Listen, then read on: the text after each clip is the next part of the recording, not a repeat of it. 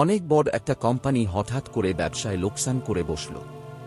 এক দুপুরে সেই কোম্পানির কর্মচারীরা বাইরের ক্যান্টিনে লাঞ্চ করে ফেরার সময় অফিসের প্রবেশমুখে একটি নোটিশ দেখতে পেল। নোটিশে লেখা ছিল, আমাদের কোম্পানির লোকসানের জন্য যে ব্যক্তিটি দায়ী সে গতকাল মারা গেছে। সেমিনার রুমে একটি কফিনে তার লাশ রাখা হয়েছে। যে কেউ তা দেখতে চাইলে আমন্ত্রিত। একজন সহকর্মীর মৃত্যুর খবর শুনে প্রথমে লোকেরা দুঃখ পেল, তবে এরপর তারা কৌতূহলী হয়ে উঠল এই ভেবে যে আসলে কে হতে পারে সেই ব্যক্তি।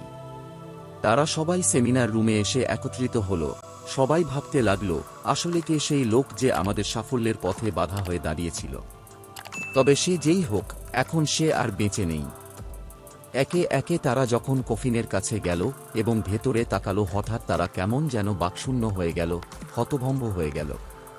যেন তাদের খুব আপন কারো লাশ সেখানে রাখা ছিল। কফিনের ভেতর আসলে রাখা ছিল একটা আয়না। যে ভেতরে তাকিয়েছিল সে তার নিজের চেহারাই দেখতে পাচ্ছিল। আয়নার একপাশে একটা কাগজে লেখা ছিল, তোমার সাফল্যের পথে বাধা দিতে সক্ষম শুধুমাত্র একজনই আছে গোটা পৃথিবীতে, আর সে হচ্ছে তুমি নিজে। তুমি সেই একমাত্র ব্যক্তি যে তোমার জীবনে পরিবর্তন আনতে পারো, তোমাকে সুখী করতে পারো, তোমাকে সাহায্য করতে পারো, সুখী করতে পারো। তোমার জীবন তখন বদলে যায় না যখন তোমার অফিসের বস বদলায়, যখন তোমার অভিভাবক বদলায়, তোমার বন্ধুরা বদলায়। তোমার জীবন তখনই বদলায় যখন তুমি নিজে বদলাও।